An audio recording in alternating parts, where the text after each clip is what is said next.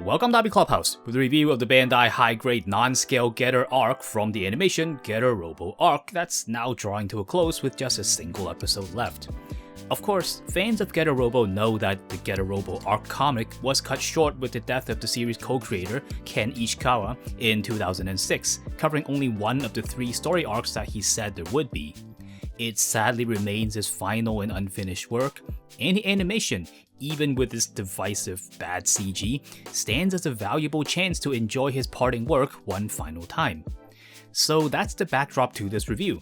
To many Getter Robo fans, the Getter Arc holds a special place in their hearts as the final Getter Robo. And I kinda have to put that first because, well, I have some things that aren't so nice to say about this kid later. The high-grade Getter Arc was released on September 11th, 2021, and it sold for a price of 4,400 yen. The box art is illustrated by Kazuya Igarashi, who is affiliated with the studio Planeta that apparently does a lot of Pokemon TGC illustrations. If the box layout looks a bit familiar to you, then maybe you've recognized it as being the same layout as the other HG Super Robot Infinitism kits. And yes, I'm a cheapskate, and I just went to my local store and shot these, so I don't have to buy one to show you this. But yes, this kit will go nicely with the other Infinitism kits that you might have, at least the box anyway. The box measures 39 by 31 by 6.5 centimeters, so it's quite shallow. The short side of the box is interesting in that it does not list a scale for the kit, even though the Infinitism kits are specifically 1/144. Now this is probably because there isn't really any concrete official height for the Getter Arc, but we will talk about the scale a little bit later. The long side has all the studio shots on a cool purple gradient, and the other side has a bit of background on the Getter Arc itself and a plug for the show that's coming way too late. Inside the box, I was shocked to see how roomy it was on the inside. I mean, just look at this. This box is way too big for all the stuff that's in here. So the box is probably only that big to match the Infinitism kits, which is nice, but you'll see later that there's also probably another reason why there's so little stuff in here. The Getter Arc comes to us across 7 runners with no polycaps, but we do get an action base 4, but with only 1 base plate that's in red here. And then the arms and everything else are in clear plastic. There is a big sheet of foil stickers, and not to be too naggy, I'll skip over some of these and you'll see why in a second. There are these 2 here for the eyes with a little red pupil. These maroon ones go onto the mouth area, and we get a set for each mouth of the kit. Then there's this white sticker that goes onto the forehead, but there's actually a spare that they give you here, suggesting that maybe at some point the face swapping mechanism was designed a little bit differently. These red ones go onto the rim of the shoulder armor, both front and back, for each side. Then, for the axis stickers, we'll only do just one of these because they're basically all the same. So you get these big curved ones for the sides of the blades, one for each side, and then you get this narrow one to cover up the bit of the spine that's on the blade.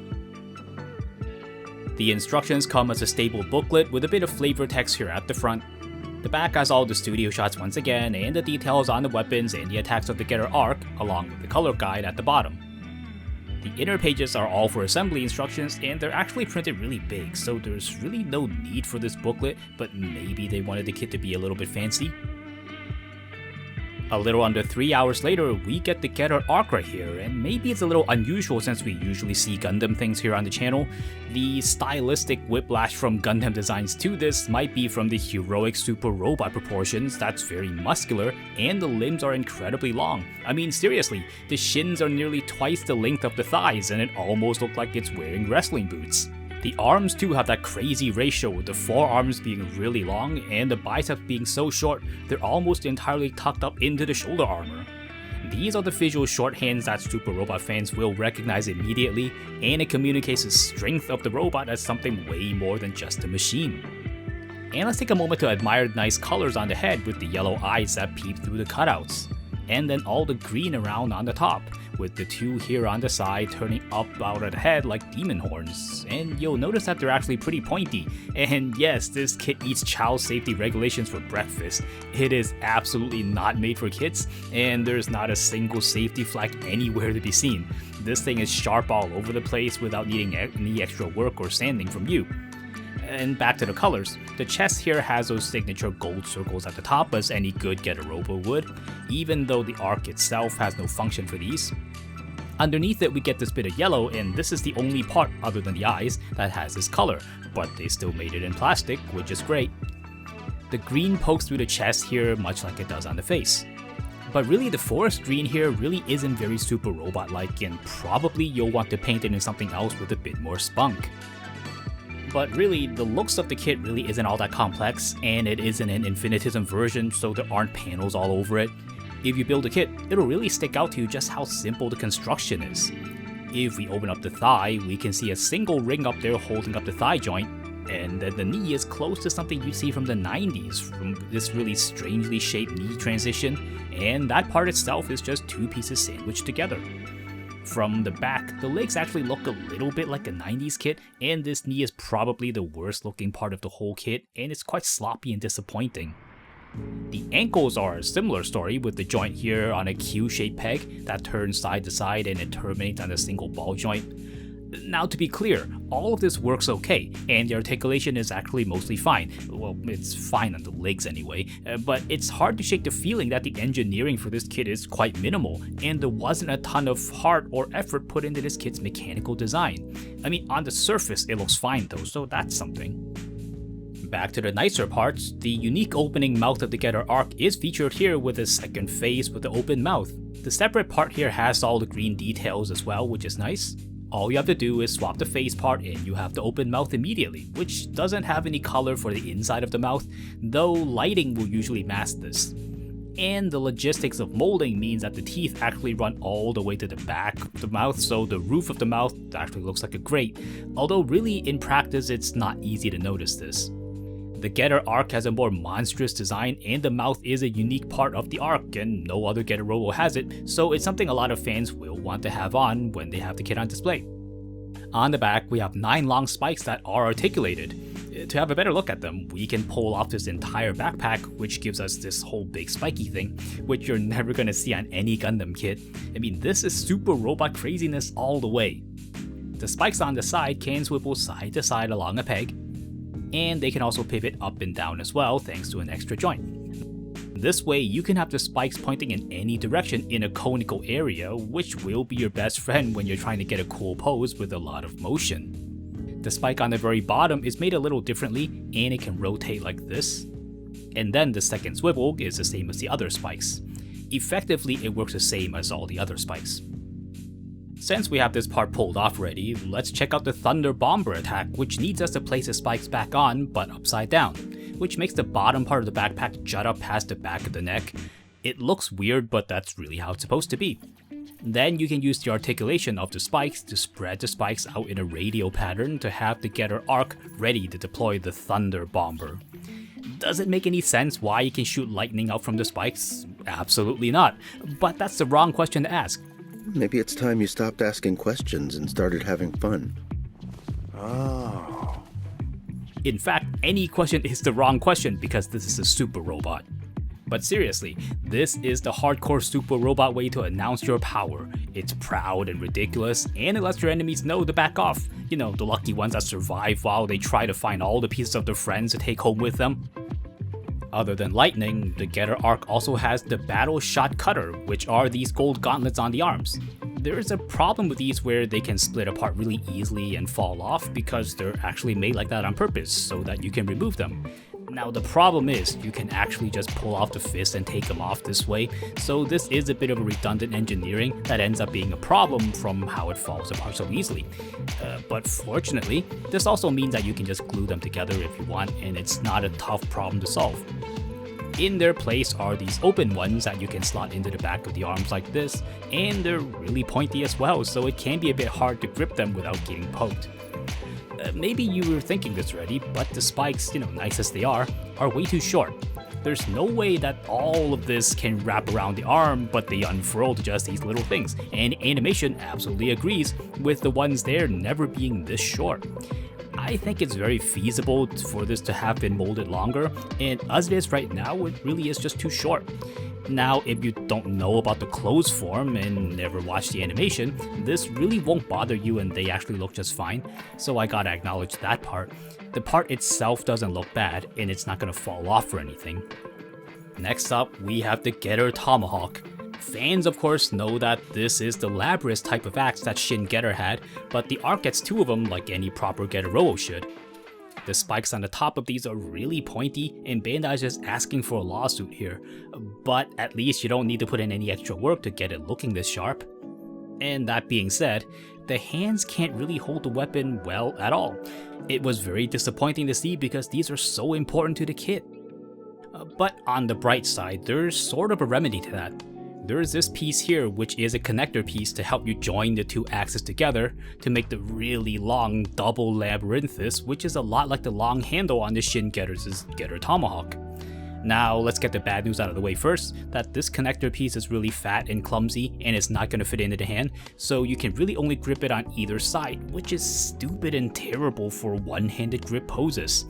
So it pretty much forces you to use a 2-handed grip, which fortunately works quite well, and you can angle the 2 hands outwards to wedge that really heavy weapon so it's not going to slip and roll anymore, and you can get yourself a sturdy pose.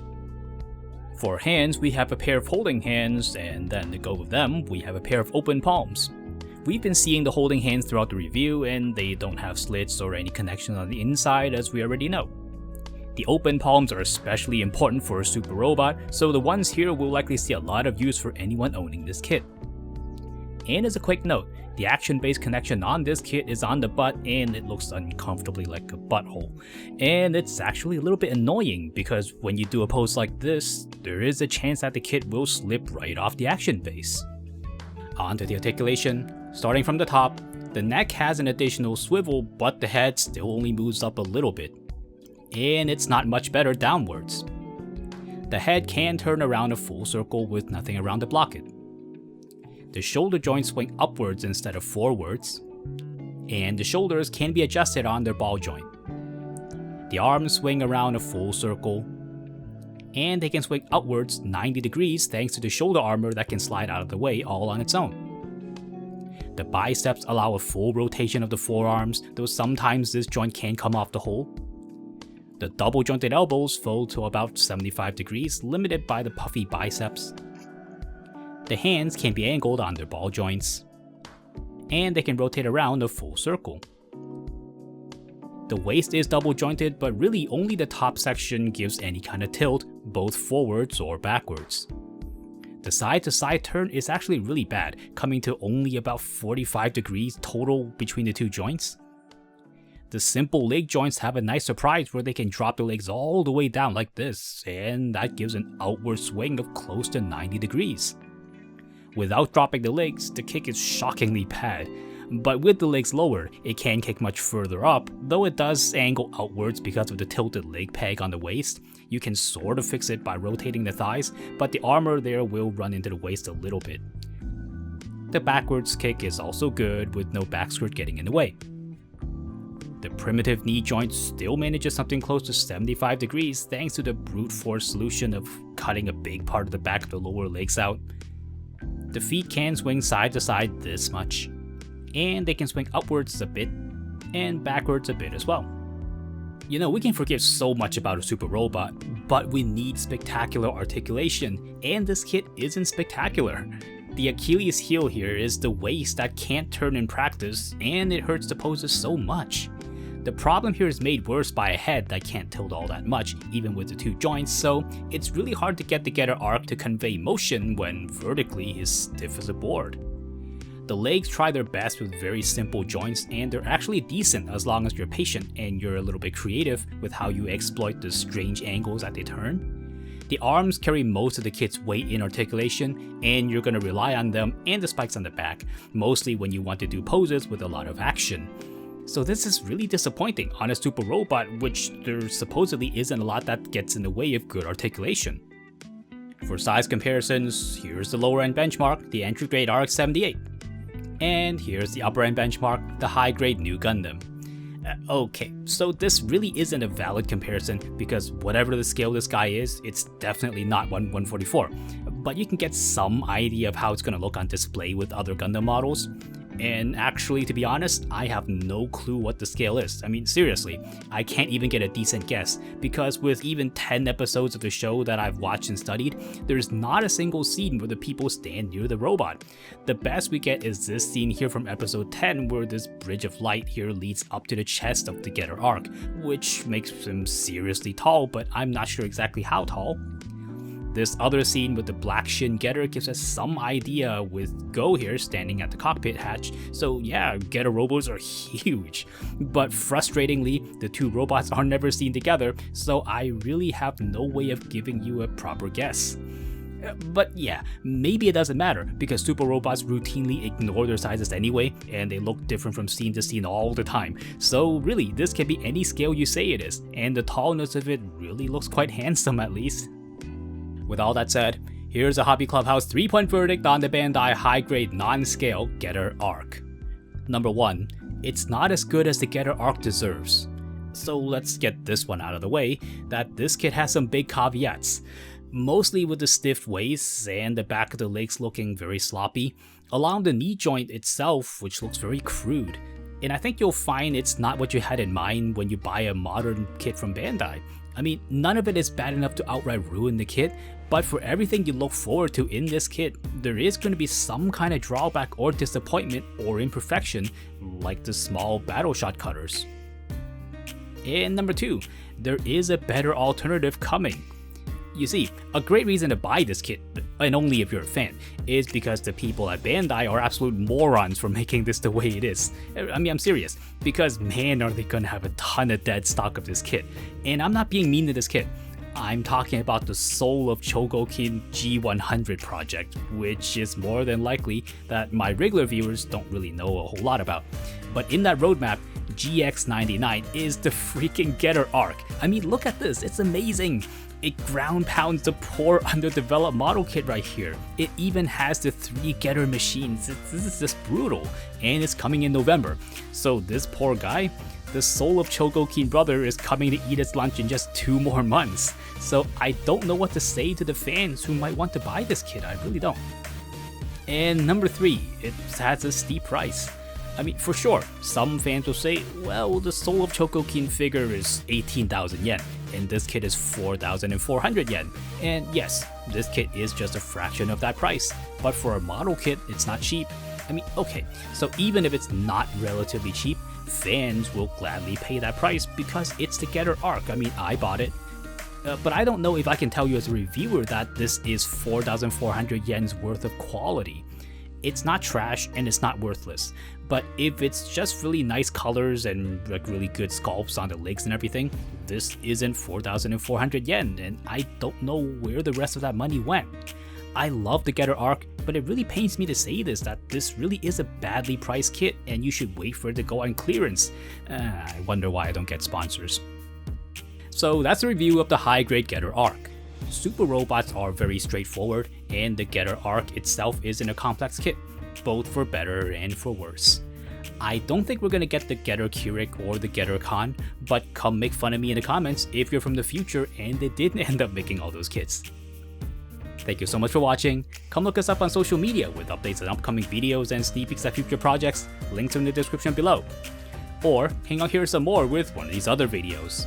But before you go, don't forget to like, subscribe, and hit that bell icon to be notified of new videos from Hobby Clubhouse, and I'll see you next time.